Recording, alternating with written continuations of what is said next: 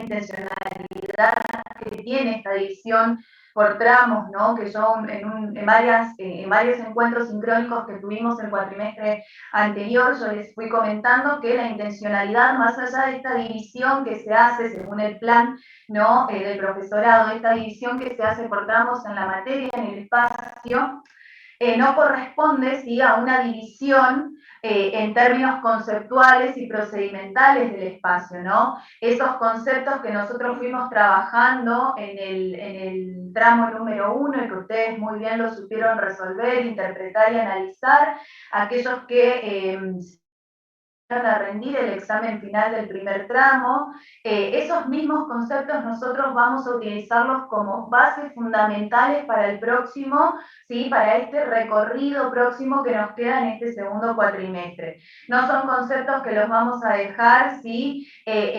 archivados en ese primer cuatrimestre, sino que los vamos a recuperar muchos de esos conceptos, por supuesto que el concepto general de el objeto de estudio de la pedagogía, ¿sí?, que sigue siendo ese hecho educativo, la educación propiamente dicha, atraviesa todo el análisis e interpretación que nosotros vamos a hacer del resto de los ejes temáticos y de los contenidos de este segundo cuatrimestre. Buenas tardes para quienes se fueron conectando. Ahora sí vamos a arrancar ya con la clase. Hola Vanessa, buenas tardes. Y vamos a arrancar con la clase de hoy. Antes, perdón, de comenzar con el desarrollo conceptual de la clase, algunas cuestiones metodológicas a tener en cuenta para este recorrido en el segundo cuatrimestre. Los encuentros sincrónicos van a ser, ¿sí?, como los vamos a desarrollar como los veníamos desarrollando en el primer cuatrimestre, cada 15 días. Van a ser los encuentros sincrónicos por Zoom.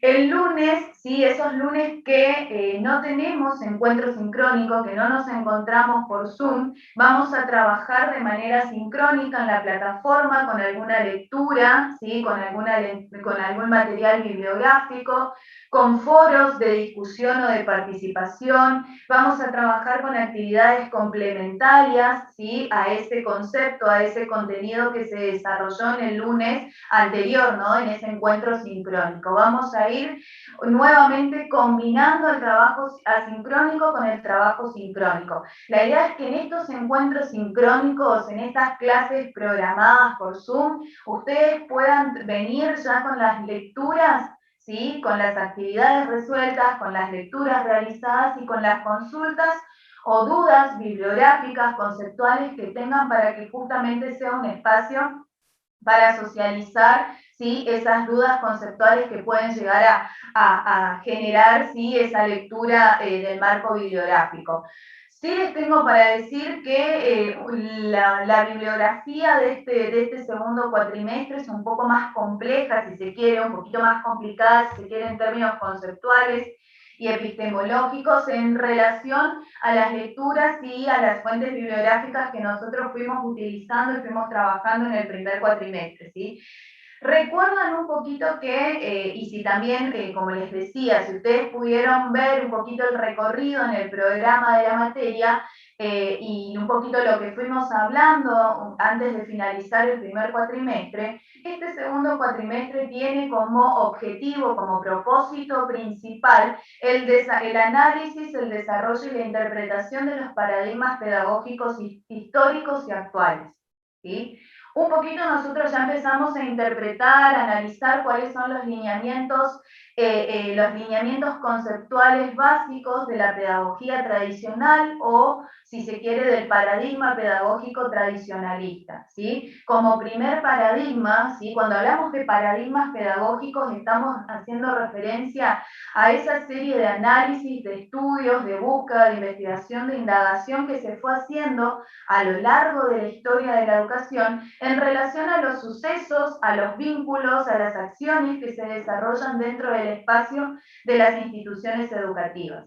Y fíjense que para entender esto nuevamente tenemos que volver, como les decía al principio, ¿no?, a ese análisis e interpretación que se hace del objeto de estudio de la pedagogía, porque nosotros dijimos que la pedagogía es la ciencia, la disciplina que se encarga de estudiar y de reflexionar acerca del hecho educativo, pero no cualquier tipo de educación, no cualquier tipo de hecho educativo en cualquier ámbito o lugar. Esa educación, sí, que se desarrolla con todos sus componentes, pero que se desarrollan en las instituciones educativas. Y esas instituciones educativas tienen una historia, tienen diferentes contextos en los que se fueron desarrollando, y también esos paradigmas históricos fueron innovando, ¿sí? Fueron construyendo nuevas formas de analizar y de interpretar esas instituciones educativas y lo que sucede, ¿sí? Lo que sucedía y lo que sucede en la actualidad en estas instituciones particulares, ¿no? Entonces dijimos, el primer paradigma histórico, ¿sí? El primer paradigma pedagógico histórico que intentó analizar, interpretar, ¿sí? Y tratar de entender lo que sucede, lo que sucedía al interior de esas instituciones educativas incipientes, ese sistema educativo que se estaba recién conformando a mediados del siglo XVIII, ¿sí? Mediados y fines del siglo XVIII, que es la pedagogía tradicional. Un poco ustedes ya estuvieron analizando, si era uno de los puntos del examen del tramo número 1. Yo creo que de los que están presentes en la reunión, la mayoría rindió el examen del tramo número 1 y lo aprobó, y muy bien trabajó ese último punto que hablaba, ¿no? De los principales o de los lineamientos básicos de la pedagogía tradicional, que nosotros lo vimos con el último material bibliográfico que trabajamos, ¿sí? Esa pedagogía tradicional tenía un claro objetivo, ¿no? Que también responde, y esto es importante, todo paradigma pedagógico respondía y sigue respondiendo a un modelo psicológico, si se quiere, para entender a la educación y para entender cómo justamente se vinculan en ese espacio educativo los sujetos entre sí y los sujetos, perdón, con el saber, ¿sí? Con el saber a ser justamente aprendido. Ese primer paradigma pedagógico histórico, que es la pedagogía tradicional o la escuela normalizadora, que se pueden encontrar en otros textos con esos nombres, tenía un único objetivo educacional, psicológico claro, que era el de disciplinar, ¿sí? El de moldear las conductas de los estudiantes. Entonces se concebía a la institución educativa, esa institución educativa como objeto de estudio de la pedagogía, como contexto, perdón, del objeto de estudio de la pedagogía, como un espacio donde esa conducta del alumno podía ser moldeada a través del disciplinamiento, ¿sí? Y a través de un único modelo didáctico para transmitir el saber o el contenido que formaba parte de un currículum cerrado, acabado y estructurado.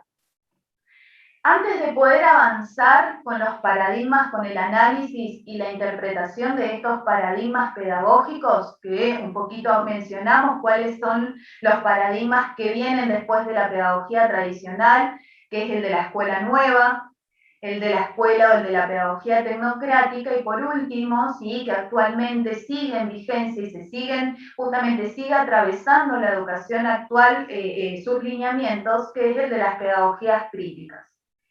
Y dentro de esas pedagogías críticas, dentro de ese análisis de la perspectiva de la pedagogía crítica, nosotros vamos a tomar uno de los grandes precursores en América Latina de esta perspectiva crítica para entender a la educación y los vínculos dentro de estas instituciones, que es Paulo Freire, ¿sí? Y vamos a trabajar y vamos a analizar una de las principales obras de este autor, ¿sí? Que es el de la pedagogía del oprimido. Para entender un poquito qué es lo que hace él en esta obra, esa diferencia, ¿sí? Enorme que existió y que sigue existiendo entre la forma tradicional de enseñar y de aprender y la forma crítica, ¿sí? La mirada crítica para enseñar y para entender, y todo lo que involucra esta nueva perspectiva dentro del campo de la formación y de la educación, ¿sí? ¿Vamos bien hasta acá? ¿Sí? ¿Alguna duda, alguna consulta? ¿Algo que quieran preguntar mientras voy compartiendo? ¿Sí? Yo tengo una consulta. Sí, a ver, que no digamos estoy viendo quién me está hablando. Nicolás. Sí. La psicología, la pedagogía tradicional, que habla más o menos de moldear la conducta. Ahí es cuando se relaciona con la psicología conductista. Exactamente, Nicolás. Justamente esto es lo que nosotros vamos a ver en la clase del día de hoy. ¿Sí? Recuerdan un poquito, gracias Nicolás, porque esto que vos decías es muy importante.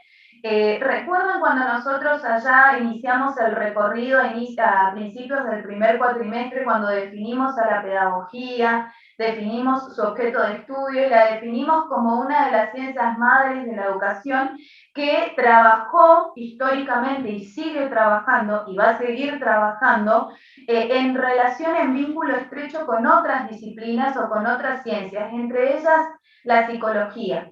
¿Sí? Si bien la psicología, en realidad la pedagogía trabaja paralelamente con la psicología educacional, la psicología educativa como una rama de la psicología general. ¿Sí? De la psicología general, esa psicología educacional va a tomar los aportes del conductismo, como decía Nicolás, y del constructivismo, como las dos grandes corrientes psicológicas que intentaron e intentan explicar cómo aprende un sujeto, ¿sí? En la vida cotidiana. Pero lo traslada, la psicología educacional lo que hace es trasladarlo al análisis, ¿sí? De cómo aprende un sujeto en las instituciones educativas. Y ahí es donde entra a relacionarse, ahí es donde establece el vínculo estrecho con la pedagogía. Sí, la pedagogía nos da, ¿sí? Nos brinda la interpretación y el análisis de los procesos que se desarrollan en las instituciones educativas, pero sola no puede, ¿sí? Contemplar la complejidad de esos procesos, de esos vínculos, de esas relaciones. Entonces, necesariamente va a tomar prestado de la psicología educativa, justamente el análisis que hace la psicología educacional de cómo aprende un alumno en las instituciones educativas según el nivel educativo para el que se está formando, ¿no? Entonces, de ahí la pedagogía toma estos aportes, como decía Nicolás, de la psicología educacional. Y la psicología educacional, por supuesto, siempre en análisis y en interpretación de la psicología general. De la psicología educacional, ¿sí? Nosotros vamos a tomar, la pedagogía va a tomar el análisis y la interpretación que hace, que hizo, ¿sí? Históricamente, que realizó históricamente la teoría conductista del aprendizaje y que realiza actualmente la teoría constructivista del aprendizaje. Vamos a ver estas dos grandes corrientes, pero a modo, ¿sí? De repaso general, si ustedes lo van a trabajar en psicología, van a trabajar estos contenidos en psicología, van a profundizar el análisis de estas corrientes en psicología, pero en la pedagogía es pertinente, ¿sí? Entenderla en vínculo, en relación, ¿sí? Con las ciencias, con la ciencia pedagógica. Existen dentro del campo de la psicología educacional dos grandes corrientes psicológicas que históricamente intentaron y que siguen intentando explicar cómo aprende un sujeto en su relación con un otro, ¿sí? Y en su relación con el saber o el contenido que forma parte de una cultura. La primer corriente o teoría psicológica fue la del conductismo. Entonces, si nosotros tenemos que trasladar esa interpretación que hace el conductismo, ¿sí? Por el contexto, por la época, por la historia, ¿sí? Nosotros podemos relacionar esos lineamientos básicos de la teoría conductista con la pedagogía tradicional. ¿Sí? Esta pedagogía tradicional, como primera corriente pedagógica dentro de las instituciones educativas, dentro del mundo educativo, se sustentó y se sigue sustentando de la corriente conductista del aprendizaje.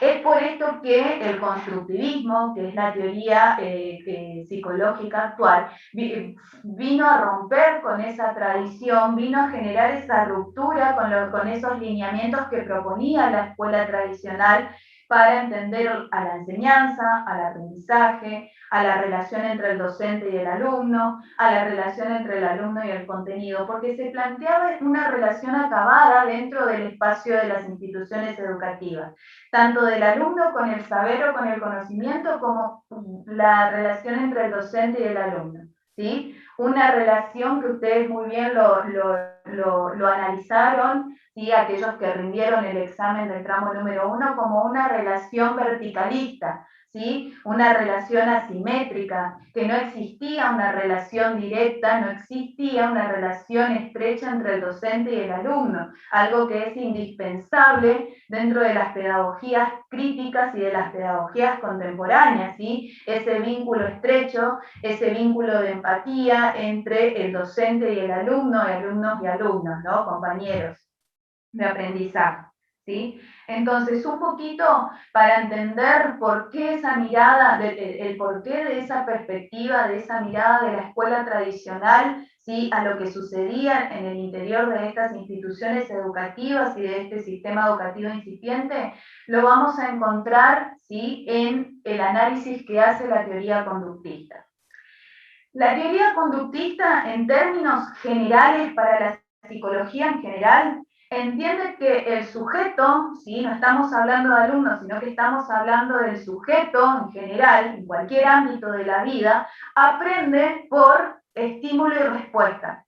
A un estímulo fuerte, ¿sí? A cualquier clase de estímulo fuerte que tenga impacto en el cuerpo de esa persona, el sujeto reacciona de determinada manera. ¿Sí? Entonces, al reaccionar de determinadas maneras frente a un estímulo del mundo exterior, esa conducta puede ser moldeada, ¿sí? Puede ser disciplinada. Esta es la perspectiva que tiene del aprendizaje y de la conducta, justamente la teoría conductista del aprendizaje según la psicología general. Entonces, un poquito la presentación que yo les presenté, que hoy les traje para compartir. ¿Cuáles son los principios? Para entender, por supuesto, el mundo de la escuela tradicional, nosotros tenemos que conocer los lineamientos básicos o los principales lineamientos de la teoría conductista. Para conocer los lineamientos, ¿sí? Para conocer el análisis que hace el paradigma de la escuela nueva, necesariamente tenemos que conocer el aporte que hace la teoría constructivista del aprendizaje, porque es el constructivismo que viene a romper con esta perspectiva del conductismo, el que sienta las bases de este nuevo paradigma de la escuela nueva que vamos a ver en el próximo encuentro y para el cual va a haber una lectura el próximo lunes. ¿Sí? Pero un poquito vamos a conceptualizar al conductismo y al constructivismo para poder entender por qué la escuela tradicional, el paradigma tradicional, tenía esa mirada, ¿sí? Del alumno, del docente, de las relaciones dentro de las instituciones educativas y por qué ya a partir del constructivismo y de sus aportes en la escuela a la escuela nueva ya se empieza a cambiar la mirada, ¿sí? De estos procesos al interior del aula. Y por supuesto se crecen con la pedagogía crítica. La teoría conductista, ¿sí? Como una de las dos grandes corrientes psicológicas que intentaron explicar históricamente cómo aprende un sujeto, se nutre de los aportes de la psicología educativa, específicamente el conductismo, que tiene su periodo histórico a fines del siglo XIX hasta mediados del siglo XX, cuando ya el constructivismo rompe con esa vieja tradición de entender cómo aprende un alumno, cómo aprende un sujeto. El conductismo es una corriente de la psicología que se centra en el estudio de las leyes comunes que determinan el comportamiento humano. Esto que decíamos, ¿no? No quiero adentrarme mucho en estas cuestiones específicas de la psicología, pero esto que yo les decía hace un ratito, ¿no? Esas leyes comunes que definían que cualquier persona aprende, ¿sí? De la reacción a un estímulo, de la respuesta a un determinado estímulo. A un estímulo responde de determinada manera. Y esa respuesta puede ser moldeada, ¿sí? por el medio o por la cultura en la que se desarrolla ese individuo. Entonces, tiene su origen, ¿sí? A mediados del siglo XIX, entre 1870 y 1950 o 60. El conductismo tradicional deja de lado lo intrapsíquico, ¿sí? Todo lo que forma parte de la mente, ¿sí? De la estructura cognitiva y mental del ser humano, y se focaliza, en la conducta observable, en eso que se puede observar, ¿sí? En esas reacciones, en esas respuestas que pueden ser observadas, ¿sí? No en lo que pasa en el mundo interno, ¿sí? En el mundo cognitivo y mental del ser humano. Estas cuestiones no eran atendidas por estas leyes comunes del conductismo.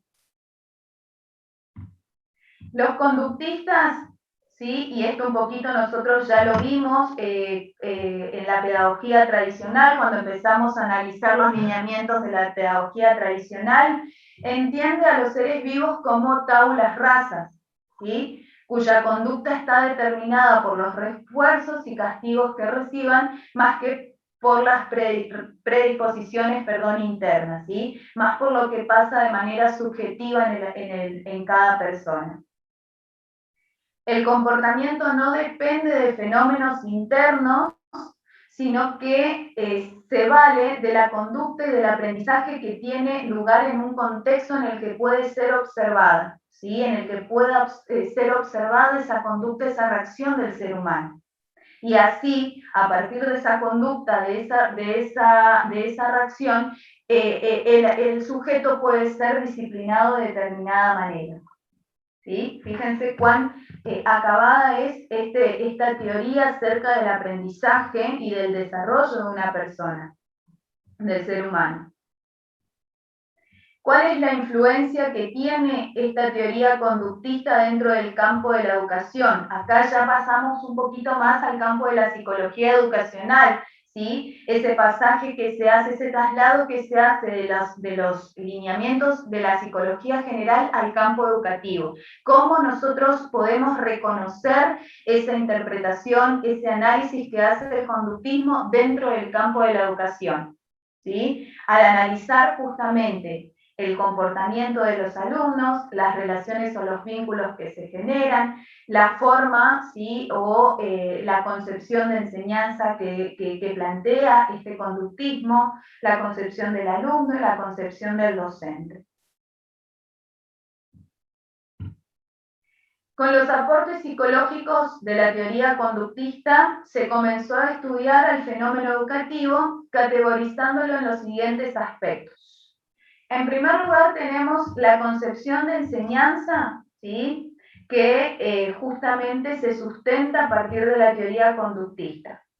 Un proceso de enseñanza lineal, ¿sí? Un proceso de enseñanza que está basada en la memoria y en la repetición paulatina de los contenidos que son enseñados.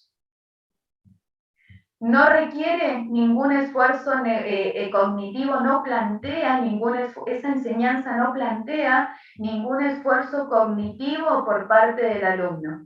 Y mucho menos si se contemplan los procesos de la reflexión, del análisis, de interpretación en esta forma de enseñanza, ¿sí? Cuestiones o procesos que justamente se atienden a partir del nacimiento del constructivismo, que es la segunda gran teoría psicológica del aprendizaje. El conductismo no daba lugar, ¿sí? Si estamos diciendo que el conductismo, ¿sí? Como teoría primera del aprendizaje no contemplaba lo intrapsíquico, lo que formaba parte del esquema o de la estructura cognitiva de la persona, no podemos decir entonces que este conductismo atendía a estos procesos internos, a estos procesos cognitivos de mayor complejidad como el análisis y la reflexión. Solamente estimulaba, ¿sí? En términos de enseñanza y de aprendizaje, a la repetición memorística de ciertos contenidos que eran necesarios para la aprobación del ciclo. ¿Vamos bien hasta acá? ¿Se va entendiendo? ¿Alguna consulta? ¿Algo que quieran agregar? Si surge alguna duda, algo que ustedes quieran preguntar, me interrumpen y lo socializamos, ¿sí? La concepción de alumno es otro de los aspectos que analiza esta teoría conductista dentro del campo de la educación. ¿Cómo se entendía el alumno? ¿Sí? ¿Cómo se lo consideraba, al alumno en ese espacio y tiempo que era el aula y la clase escolar? como un sujeto pasivo, ¿sí? Esto ustedes lo pudieron manifestar y lo pudieron interpretar en ese último punto del examen del tramo 1, que fue un poquito lo que nosotros vimos con los lineamientos principales de la pedagogía tradicional, ¿no? Esa concepción del alumno, esa perspectiva del alumno pasivo, carente de estructuras cognitivas necesarias que le permiten desarrollar nuevos esquemas de pensamiento para la acción y la reflexión. ¿Sí? Nuevamente volvemos a lo mismo. No, esta concepción de enseñanza, esta concepción de aprendizaje no dan lugar, ¿sí?, a la consideración de estos procesos internos, estos procesos cognitivos internos en el alumno, ¿sí?, como la interpretación, como el análisis, como las relaciones, como la reflexión. ¿Sí? Solamente estructuras cognitivas que le permitan alcanzar el aprendizaje a partir de la memorización de contenidos graduales. ¿Sí? Era el objetivo principal que tenía la educación en este periodo, en este contexto histórico, y con las bases, siguiendo las bases de este conductismo, ¿no? El sujeto solo aprende de manera directa y a través de una rutina memorística de los contenidos escolares. ¿Sí? Un aspecto que hasta hoy en día en el campo de la educación, ¿sí?, sigue en tela de juicio, sigue como material de análisis, ¿sí? Hasta qué punto al alumno le sirve el estudiar de memoria, lo que se conoce como el estudiar de memoria o aprender de memoria, e ir a presentarse a alguna instancia evaluativa repitiendo, ¿sí?, de forma memorística ese conocimiento o ese saber que se lo aprendió de memoria, ¿no? De hecho, hay experiencias que aún se siguen dando, ¿sí?, dentro del campo educativo en todos los niveles educativos. ¿Sí? Este aprendizaje de memoria que no estimula, ¿sí?, esta idea de la reflexión, esta idea de la comprensión, esta idea, ¿sí?, del análisis crítico, que justamente es uno de los objetivos principales, y lo vamos a ver cuando lleguemos al paradigma de las pedagogías críticas, ¿sí? El motivar esa investigación-acción como uno de los ejes fundamentales del aprendizaje en nuestros estudiantes. No, esta gran teoría conductista no daba lugar, ¿sí?, a estos esquemas cognitivos que permitan la reflexión que permitían la reflexión y la interpretación. ¿Y cuál es la concepción del docente? Un sujeto que tiene el único saber aceptable, ¿sí?, esa verdad absoluta dentro de ese espacio y tiempo particular que es la clase. ¿Sí? Acá un poquito lo podemos relacionar, fíjense, si retomamos los contenidos del tramo número 1, ese vínculo estrecho, por eso la autora Silvina Pierce, cuando habla de esa relación entre educación y poder, ¿sí?, como una relación conflictiva, porque para este paradigma histórico de la pedagogía tradicional, que tiene sus bases en el conductismo, el saber era poder. ¿Sí? Pero ese saber le daba al docente, a la figura del docente, la capacidad justamente de generar ese espacio de poder autoritario, ¿sí? Ese espacio de que esa verdad, ese saber que tenía el sujeto era la única verdad aceptable en ese espacio. El alumno no tenía opinión, las opiniones, y la democratización de las opiniones no tenían lugar en este espacio de la clase escolar, ¿sí? Ya que este sujeto de la enseñanza era entendido como el sujeto con el único saber aceptable y verdadero en ese espacio. El docente tiene el poder y la autoridad, ¿sí? Acá ya no hablamos, ya no podemos entender ese vínculo, esa relación entre educación y poder de la que habla Silvina Pierce como una relación democrática, ¿sí?, como una educación democrática y un poder democrático que atienda a la diversidad y a la heterogeneidad, sino que hablamos de un poder autoritario, ¿sí?, de un poder de la imposición. Para disciplinar a los alumnos. El docente tiene el poder y la autoridad para disciplinar la conducta de los estudiantes, ¿sí?, que era el objetivo principal de esta pedagogía tradicional.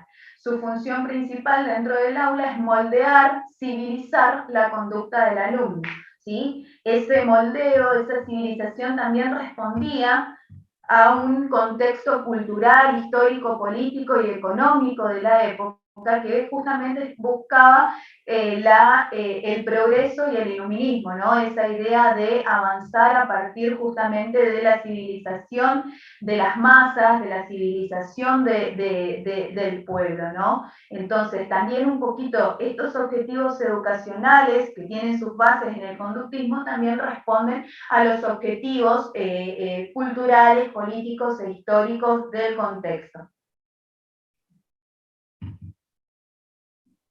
¿Y cómo es la relación, cómo es la concepción de esa, cuál es la concepción de esa relación entre el docente y el alumno? Sí, esto que decíamos, una relación verticalista. Una relación que estaba basada solamente en una única forma de enseñar, ¿sí? De transmitir el saber o el contenido por parte del docente, que es la conocida estrategia expositiva o clase expositiva tradicional. ¿Sí? Esto justamente generaba que en el espacio del aula, esto daba lugar a que en ese espacio del aula el docente, posicionado en un nivel de superioridad en relación a la distribución de los bancos, de las mesas, justamente se encuentra en un nivel de superioridad y que no pueda tener contacto visual con los estudiantes, porque ese contacto visual con los estudiantes ubicados en un escalón por debajo de esa tarima donde el docente enseñaba o exponía el contenido, justamente le daba esa sensación de inseguridad pedagógica o rompía esa tradición del autoritarismo que le daba la figura del ser docente, ¿no? Entonces, una relación verticalista con una única forma de enseñar, ¿sí? Si nosotros nos trasladamos al mundo de la didáctica, ¿sí? Que justamente se encarga de estudiar, de analizar y de interpretar cómo enseña un sujeto, ¿sí? Cuáles son los instrumentos, las técnicas, la metodología a partir de la cual el docente pone a disposición del alumno un saber o un contenido específico. La didáctica hoy se encarga justamente de analizar y de interpretar varios, ¿sí? Y diferentes modelos didácticos y formas de enseñar. ¿Sí? Esta pedagogía tradicional concentraba esa enseñanza en la clase expositiva. Hoy seguimos hablando de clases expositivas, pero de clases expositivas que intentan, ¿sí? Promover la interpretación, el análisis, la búsqueda, la indagación por parte del alumno, no una clase expositiva que imponga un saber, un conocimiento y una única forma de entenderlo a ese saber y a ese conocimiento. ¿Sí? No podemos decir que la clase expositiva, ¿sí? Y la clase expositiva, me refiero también a eso que se conoce en otros autores o en otras fuentes como la clase magistral, ¿no? El docente hablando y los estudiantes escuchando, el docente transmitiendo un contenido y el alumno escuchando ese contenido, ¿no? Escuchando ese saber. Hoy se sigue utilizando, no es que en el campo de la educación o en el campo de la didáctica hablar de la clase magistral o de la estrategia expositiva de la enseñanza es un pecado. Todo lo contrario, la clase expositiva sigue siendo uno de los modelos de enseñanza, uno de los modelos didácticos por excelencia, si se quiere, en el campo de la educación en cada uno de los niveles. Lo que no puede a lo que no puede limitarse esas clases expositivas es el intentar que el alumno aprenda de manera memorística, que después de esta clase ustedes vayan y repitan de la misma manera el contenido que yo hoy les estoy transmitiendo. La idea es que esa clase expositiva, que esta exposición pueda promover en ustedes esa investigación, acción de la que habla y de la que vamos a investigar y vamos a analizar, que es la investigación, acción de la que habla la pedagogía crítica, ¿no? Los modelos pedagógicos actuales. Que el alumno se interese por el conocimiento, que el alumno se interese por ese saber nuevo que está aprendiendo, que vaya a las fuentes bibliográficas y pueda indagar, pueda buscar nuevas fuentes, nuevos vínculos, nuevas relaciones con ese contenido que está aprendiendo. ¿Sí? Todo esto que yo les estoy hablando en términos cognitivos no eran tenidos en cuenta por esta pedagogía tradicional con bases conductistas, ¿no? El alumno solamente debía repetir ese saber que estaba aprendiendo, ¿sí? Si se, entre comillas aprendiendo, porque el aprendizaje memorístico no todas, no generalmente es un aprendizaje cognitivo, y esto ustedes lo van a ver en, en psicología, pero ¿sí? Este único modelo pedagógico estaba basado en la estrategia positiva de la enseñanza. El docente transmitía cierto saber y contenido y el alumno, a partir de la memorización de ese saber y repetición, aprendía, o al menos cumplía con los objetivos educacionales de la época. ¿Se entiende? ¿Sí? Sí. Voy a dejar de compartir un ratito, a ver, porque me quedan 2 minutos de reunión, nos quedan 2 minutos de reunión. Voy a finalizar esta primera reunión y nos vamos a volver a conectar con el mismo enlace, ¿sí? Para poder seguir ahora con los lineamientos principales del constructivismo, ¿sí? Como la segunda corriente, gran corriente psicológica que realizó grandes aportes y sigue realizando, porque es la perspectiva, es la mirada actual de cómo se conciben las relaciones y los procesos que se desarrollan en las instituciones educativas. Así que un poco, no un poco, fuertemente viene a romper con estas perspectivas, estos aspectos cerrados y acabados que planteaba el conductismo para la educación, ¿no? Para la figura del docente, para la enseñanza, para el aprendizaje, para los vínculos dentro del espacio del aula, ¿sí? Ya la relación entre el docente y el alumno que plantea este constructivismo es el que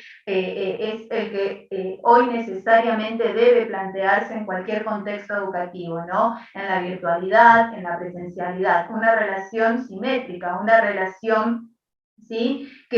Donde el docente pueda acompañar, pueda guiar, pueda intervenir en el proceso de aprendizaje del alumno y no necesariamente imponer cierto saber o contenido para que el alumno lo piense, lo repita de la misma forma, ¿sí?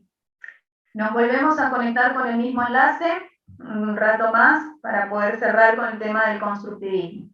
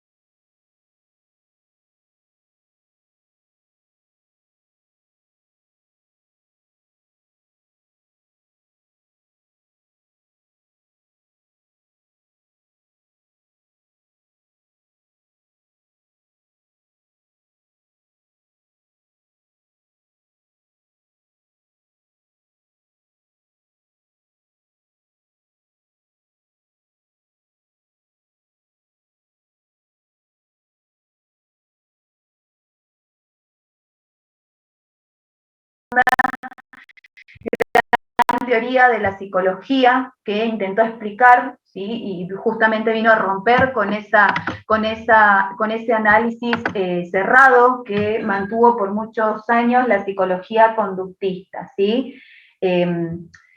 Esta psicología constructivista empieza a tener lugar, ¿sí? Comienza a tener lugar a partir de los años 50, donde comienzan a delinearse los principales cuestionamientos a los conceptos básicos que presenta la teoría conductista, ¿sí? Esta idea cerrada y acabada de cómo aprende en términos generales y en cualquier ámbito de la vida un ser humano. ¿Sí? Esta idea de considerar la conducta observable, de considerar solamente lo externo a la hora de pensar el aprendizaje de una persona. ¿Sí? Hay procesos internos, hay un mundo cognitivo, un mundo mental que forma parte de la subjetividad, del mundo interno de cualquier persona y que acompaña, que favorece el desarrollo del aprendizaje. ¿Sí? Hay que tener en cuenta, ¿sí?, la conducta observable, las reacciones, las formas de relacionarse de un individuo con otros en una cultura, en un contexto particular, pero también y necesariamente es necesario considerar los aspectos internos en relación al conocimiento y al saber de esa persona. Sus bases conceptuales las bases conceptuales de esta teoría constructivista sostienen que el ser humano es un activo constructor de su realidad. ¿Sí? A diferencia del conductismo que entendía al sujeto como un sujeto pasivo, que solamente reaccionaba a ciertos estímulos, ¿sí? Y a partir de la cual era considerada esa conducta observable, acá esta teoría constructivista ya lo posiciona al sujeto como un sujeto activo. Y ese sujeto activo es quien va a construir su realidad, quien va a construir su proceso de aprendizaje, lo va a desarrollar de determinada manera. ¿Sí? Y también al entender que un sujeto es activo, el sujeto es activo en la construcción de su conocimiento, de su aprendizaje, de su realidad, también justamente se entiende que cada persona, cada sujeto aprende de una determinada manera y no todos pueden ser catalogados como una tabla rasa como una mente vacía en la cual se deposita cierto saber. Acá fíjense cómo cambia fuertemente, ¿sí? Cómo esta perspectiva, que acá ya se realiza, acá ya se nota, ya se puede apreciar el gran cambio que hacen, ¿sí? Que se hace en el campo de la psicología, en el pasaje del conductismo al constructivismo, ¿sí? Esta idea es la base fundamental del constructivismo. ¿Sí? La base conceptual y epistemológica central del constructivismo, la idea de que el sujeto es un sujeto activo, ya deja de ser un sujeto pasivo que solamente aprende, ¿sí?, cuando otra persona deposita un saber en esa mente vacía y ese saber es repetido de manera memorística. ¿Sí? Acá ya aparece la idea de sujeto activo y la idea de construcción. ¿Sí? El conocimiento es una construcción del ser humano, ¿sí? Cada persona percibe la realidad, forma parte, en primer lugar, forma parte de un contexto cultural, ¿sí? Forma parte de una realidad y percibe a esa realidad, la organiza y le da sentido en forma de constructos. El aprendizaje de este sujeto pensado, analizado, interpretado por el constructivismo, implica la totalidad de habilidades y destrezas del ser humano, en todos los ámbitos que lo caracterizan. Además, se puede entender el aprendizaje, fíjense la definición de aprendizaje que plantea este constructivismo, totalmente diferente a la concepción de aprendizaje que planteaba el conductismo, ¿no? Como esa conducta observable, esa reacción a cierto estímulo por parte del sujeto que justamente reacciona de una determinada manera. Acá fíjense la concepción, la definición de aprendizaje que ya plantea el constructivismo. ¿sí? El aprendizaje como un proceso mediante el cual el sujeto adquiere destrezas y habilidades prácticas, tanto destrezas motoras, ¿sí? Como destrezas intelectuales o cognitivas. La capacidad de incorporar contenidos formativos o de adaptar nuevas estrategias de conocimiento y acción. ¿Sí? Fíjense cómo cambia totalmente la perspectiva, ¿sí? La forma de entender y de conceptualizar y caracterizar al aprendizaje de una persona. ¿Sí? Fíjense la cantidad de habilidades, de procesos cognitivos que ya involucra esta definición de aprendizaje por parte del sujeto del aprendizaje. ¿Sí? Si antes en el conductismo el aprendizaje era definido por una conducta observable del sujeto, ¿sí? Que reaccionaba de determinada manera a un estímulo o a un depósito de ciertos saberes en una mente vacía, acá ya pasa a considerarse al aprendizaje como un proceso, ¿sí? A partir del cual interactúan no solamente habilidades motoras, físicas, sino que también habilidades y procesos internos, procesos cognitivos internos de adaptación y de acomodación. ¿Sí? No sé si algunos de ustedes alguna vez leyó algún material o si ya lo vienen trabajando en psicología o lo trabajó, ¿sí? En psicología, si ya cursaron la teoría cognitiva de Piaget, ¿sí? Que habla justamente de esta definición de aprendizaje que el constructivismo nos da. Esa teoría piagetana que sostiene como base fundamental el concepto de acomodación y de adaptación de los saberes a una estructura cognitiva previa. ¿Alguien lo trabajó, lo leyó alguna vez? ¿Conoce la teoría de Piaget, perdón? ¿No? Bueno, lo van a trabajar en psicología, no se preocupen, es por esto que yo tampoco quiero adentrarme mucho en las cuestiones específicas de la pedagogía, pero sí entender, ¿sí? Que este constructivismo, con uno de los grandes epistemólogos precursores, como lo fue Piaget en el campo del constructivismo, sostiene que el aprendizaje es un proceso, ¿sí? No es una reacción, no es una respuesta a determinado estímulo, sino que es un proceso que desarrolla el sujeto durante toda su vida, ¿sí? Desde que nace hasta que muere. Es un proceso que dura toda la vida.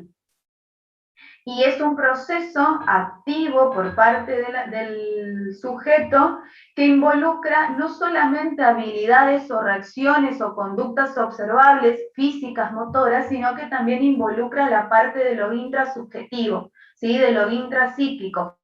Esas cuestiones, aspectos, estructuras internas del sujeto que justamente adaptan y ajustan nuevos saberes a esa estructura ya previa. ¿Cuáles son, y esto es el punto que a nosotros nos compete, cuáles son los aportes fundamentales que hace este constructivismo, esta teoría constructivista al campo de la educación? Acá yo les mencioné un poquito cuáles son los diferentes autores, precursores, los grandes precursores de la teoría constructivista del aprendizaje. Entre ellos vamos a encontrar la teoría cognitiva de Piaget, ¿sí? Que habla de acomodación, de estructuración, de conflicto cognitivo.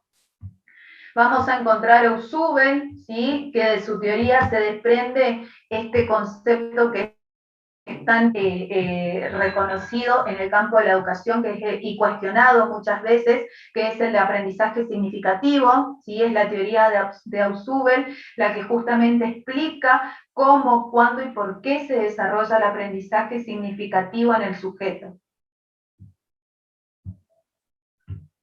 Vygotsky, ¿sí? Con el aprendizaje social, y otro de los conceptos claves de su teoría es la zona de desarrollo próximo. Gardner, ¿sí? Esto de las teorías múltiples, el autor de las teorías múltiples, de la teoría de las inteligencias múltiples, por considerarlas más cercanas a los lineamientos del constructivismo, ¿sí? Estos autores que yo les estoy mencionando, ¿sí? Que son epistemólogos y psicólogos constructivistas, ustedes lo van a analizar en otra cátedra, ¿sí? Nosotros no vamos a profundizar en el análisis, si bien son muy importantes y significativas para entender el aporte del constructivismo en el campo de la educación, nosotros no nos vamos a detener a justamente analizar estas teorías, ¿sí? Pero sí a nosotros nos sirve buscar, indagar un poquito acerca de al menos los conceptos básicos de estas teorías, justamente para entender cómo se empieza a entender al alumno, cómo se empieza a entender la enseñanza y el aprendizaje, a diferencia de cómo lo entendía el conductismo en estos nuevos paradigmas pedagógicos. La escuela nueva, ¿sí? Ya tiene esa mirada, esa óptica basada en el constructivismo, ya entiende al alumno como un sujeto activo, ¿sí? Ya considera las estructuras cognitivas previas en términos de Piaget de los estudiantes, ¿sí? Ustedes muchas veces y a diario seguramente escucharán, vamos a hacer una clase, una primer clase para indagar conocimientos previos, ¿sí? Esos conocimientos previos de los que se hablan en la didáctica, en la pedagogía y en todos los campos de la formación, tienen que ver justamente con la teoría piagetana, la teoría cognitiva de Piaget, que confirma, ¿sí? Que confirma que el individuo, el sujeto, el alumno ya tiene estructuras cognitivas que fueron desarrolladas en algún momento de su vida y que justamente es necesario activarlas, reactivarlas, para que el alumno pueda acomodar nuevos saberes a esas estructuras que ya tiene, a esos conocimientos previos que ya tiene. ¿Sí? Es por eso que el docente muchas veces al iniciar un ciclo, al iniciar un año lectivo, comienza justamente por esta tarea de indagar los conocimientos previos, poder reconocer qué conocimientos, con qué saberes llega el alumno a ese espacio y tiempo del aula, ¿sí? Y poder justamente partir de esos saberes o conocimientos previos. No se da, ¿sí? Esta teoría tradicional o este lineamiento del conductismo, que el alumno está ahí sin saber nada, sin tener una base epistemológica o cognitiva previa, ¿sí? Hay saberes, hay conocimientos, ¿sí? Hay habilidades, hay prácticas y destrezas con las que el alumno ya se encuentra en ese nuevo espacio, ¿sí? Que es necesario conocer cuáles son, para justamente poder adaptar y poder enseñar y adaptar nuevos saberes y contenidos. ¿Vamos bien hasta acá? ¿Sí? Sí. ¿Alguien tiene alguna consulta, alguna duda, algo que quiera agregar?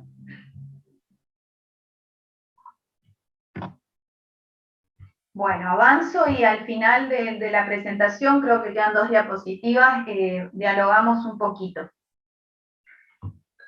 ¿Cuál es la concepción de enseñanza que propone esta teoría constructivista? ¿Sí? Entendiendo justamente siempre partiendo de la base de que el aprendizaje es un proceso activo por parte del sujeto, ¿sí? Entonces, a partir de esa definición se desprenden estos aportes de esta teoría constructivista al campo de la educación, entendiendo a la enseñanza como un proceso no lineal, ¿sí? Fíjense, a diferencia del conductismo que entendía la enseñanza como un proceso lineal, verticalista, ¿sí? Asimétrico.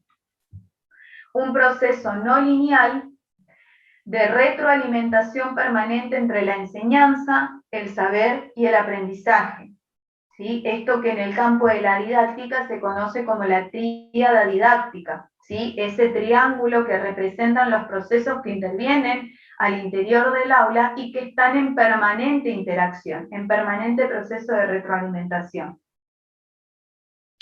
El proceso de enseñanza es uno, fíjense que esto también es importante, y el proceso de aprendizaje es otro. Por eso muchas veces nosotros escuchamos hablar de proceso, o muchas veces también nosotros caemos en el error de sintetizar a la enseñanza y el aprendizaje en un único proceso, ¿sí? Muchas veces escuchamos la expresión de proceso de enseñanza y aprendizaje, el proceso de enseñanza y aprendizaje. ¿sí? El constructivismo claramente nos enseña que tanto la enseñanza como el aprendizaje son dos procesos diferenciales, que deben estar en permanente interacción, en permanente retroalimentación para que uno y otro sucedan, pero que son procesos separados, ¿sí? Son procesos independientes uno del otro.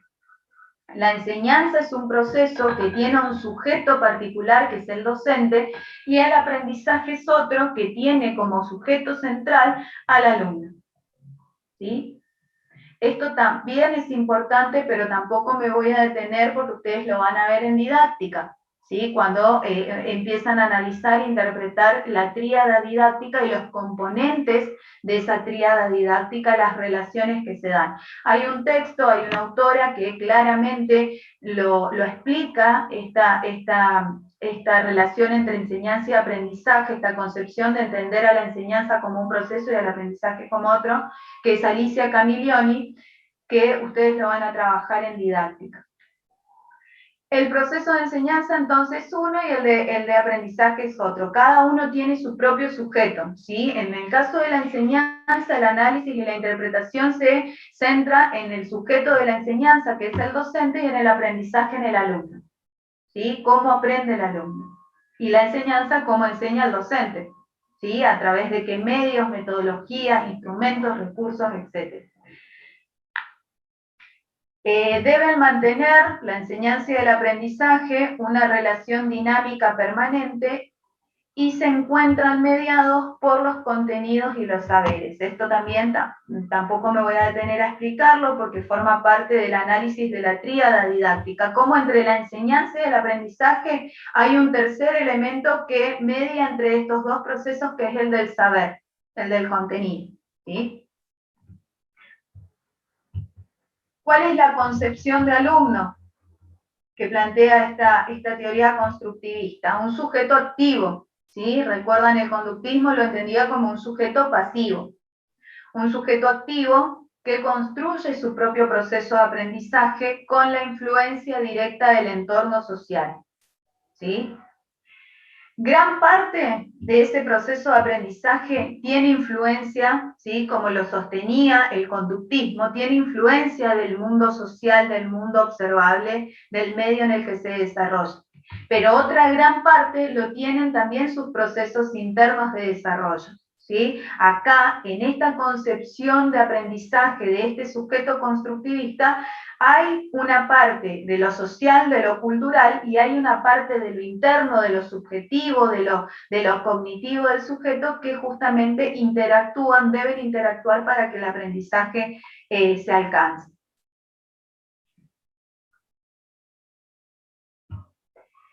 Cada alumno es un sujeto particular, ¿sí? Fíjense que acá ya se rompe con esa perspectiva de enmarcar a todos los estudiantes, a todos los alumnos, dentro de la categoría de tabula rasa, ¿sí? Entendiendo que todos aprenden de la misma manera y que todos necesitan el depósito de ciertos saberes o conocimientos para poder justamente aprender. Acá el constructivismo viene a romper con esa perspectiva y nos dice: cada alumno, cada sujeto aprende de una determinada manera, porque es un sujeto particular, que tiene estructuras cognitivas diferentes, ¿sí?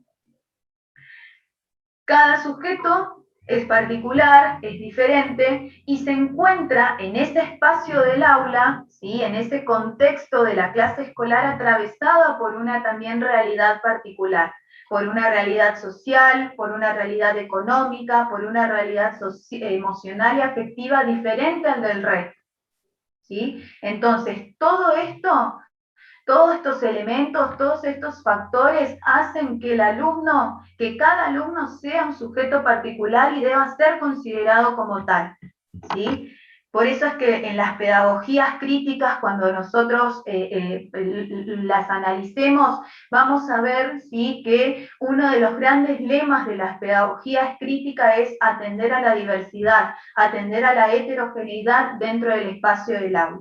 ¿sí? Esta heterogeneidad, ese concepto de heterogeneidad responde a la idea de que cada alumno es un sujeto particular y aprende, tiene su ritmo, tiene su forma, tiene sus recursos, sus medios de aprendizaje que son diferentes al del compañero, ¿sí?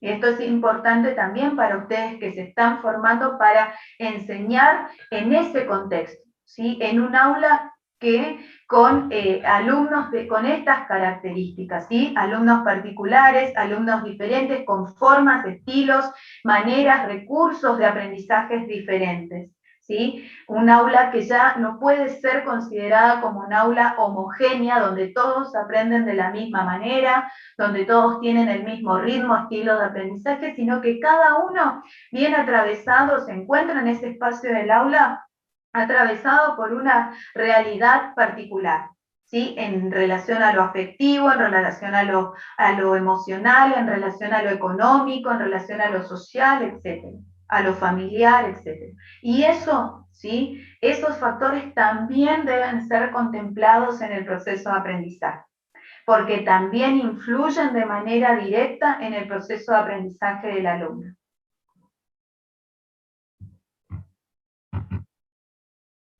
Y la concepción del docente, esa es la última, sí. Y cuál es la concepción del docente, de esta figura significativa para esa enseñanza que nosotros estábamos diciendo, esa enseñanza que no es lineal, que es de retroalimentación.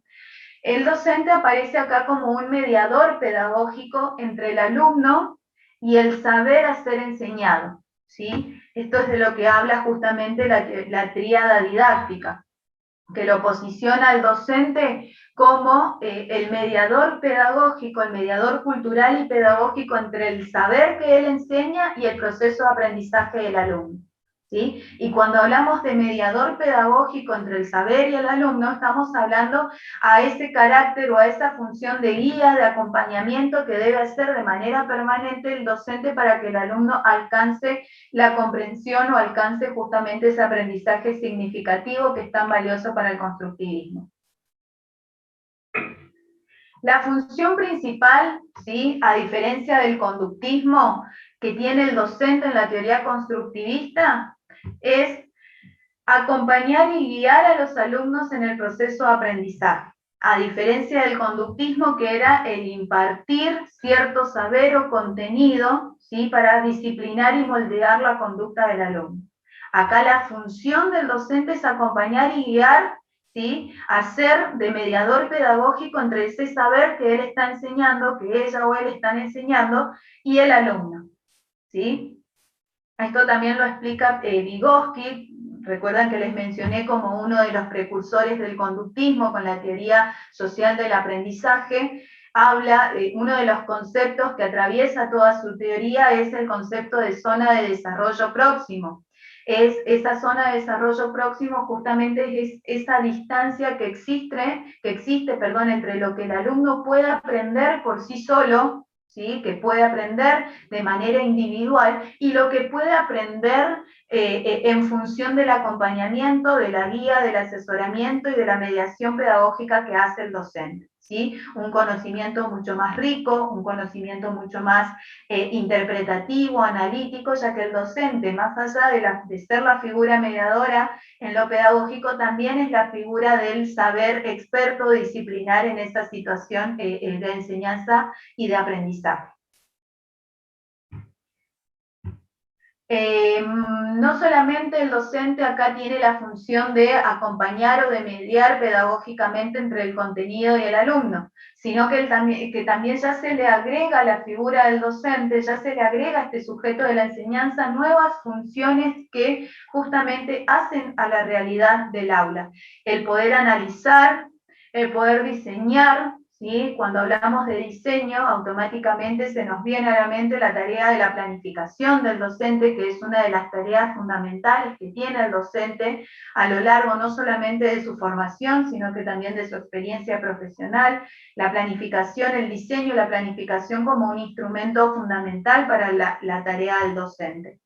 Y poner en práctica estrategias metodológicas que sean innovadoras, que le permitan al alumno desarrollar capacidades de análisis críticos, reflexión y de autonomía. ¿Sí? Procesos cognitivos que el conductismo no contemplaba.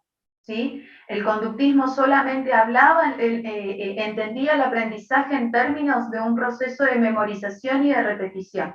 Acá ya se agregan nuevas funciones cognitivas, nuevas habilidades cognitivas que hay que promover en el estudiante, en el alumno. El análisis crítico, el establecimiento de relaciones, las comparaciones, las ejemplificaciones también pueden ser otras formas de aprendizaje a tener en cuenta.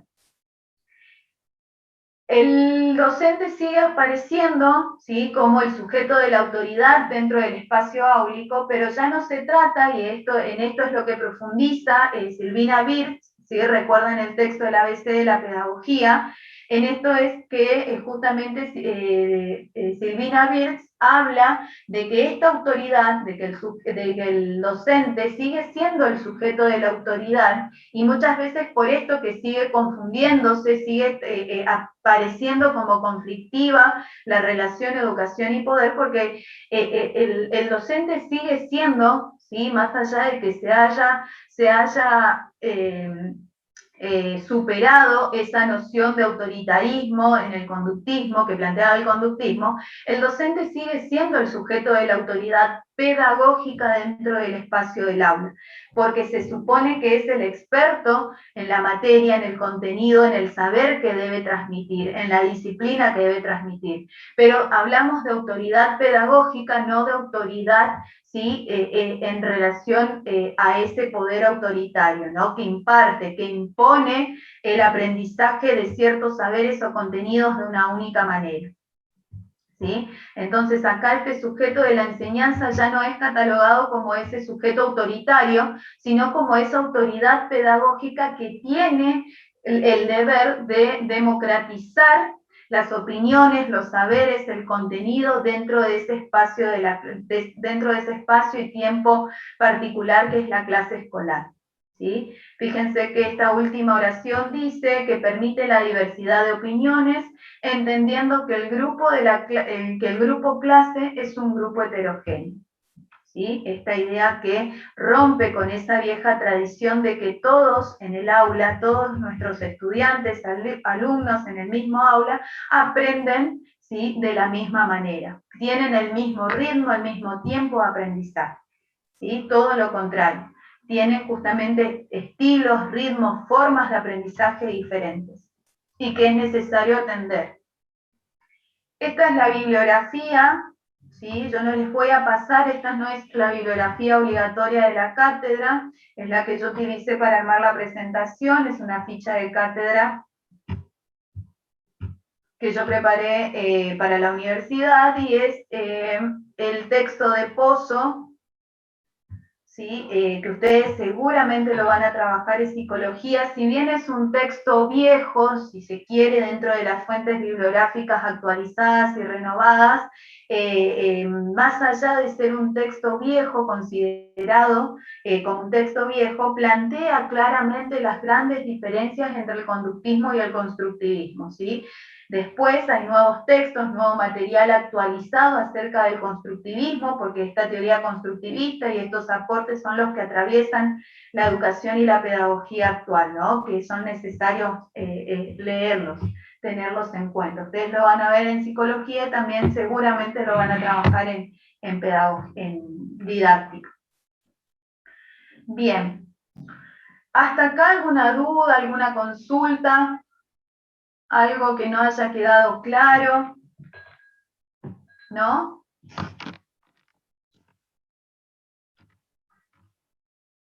Entonces, esto, como les dije, la clase del día de hoy, con el análisis, ¿sí?, de estos lineamientos principales o centrales, tanto del conductismo como del constructivismo, es una clase, si se quiere, de repaso general de estos principales aportes que realizan el conductismo y el constructivismo. No nos vamos a detener, ¿sí? A interpretar o a reflexionar acerca de estos aportes que hacen el conductismo y el constructivismo. Vamos a avanzar, ¿sí? Porque nuestro material de análisis y de interpretación en la materia son, y en este segundo cuatrimestre, son los paradigmas pedagógicos, ¿sí? Históricos.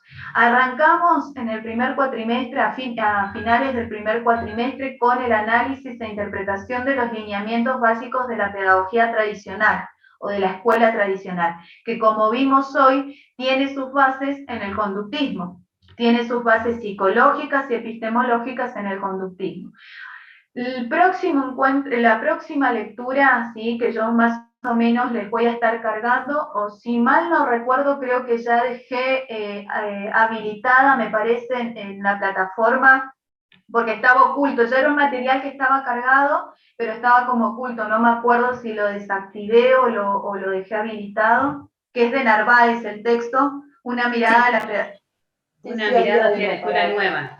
Exactamente, ya está entonces habilitado. Está en la plataforma. Exactamente, gracias Vanessa. Este es el texto que nosotros vamos a trabajar, ¿sí? Este es el texto con el cual nosotros nos vamos a introducir en el análisis de los lineamientos principales de la pedagogía de la escuela nueva, de este segundo paradigma pedagógico histórico que viene justamente a romper, así como en el campo de la psicología, el constructivismo con el conductismo, en el campo pedagógico la escuela nueva viene a romper con esas viejas perspectivas o perspectivas cerradas que planteaba la pedagogía tradicional, ¿sí? Tiene su base, y Narváez lo explica muy bien en el texto, cuáles son los aportes que toma del constructivismo la escuela nueva para explicar lo que sucede al interior de la clase escolar, ¿sí?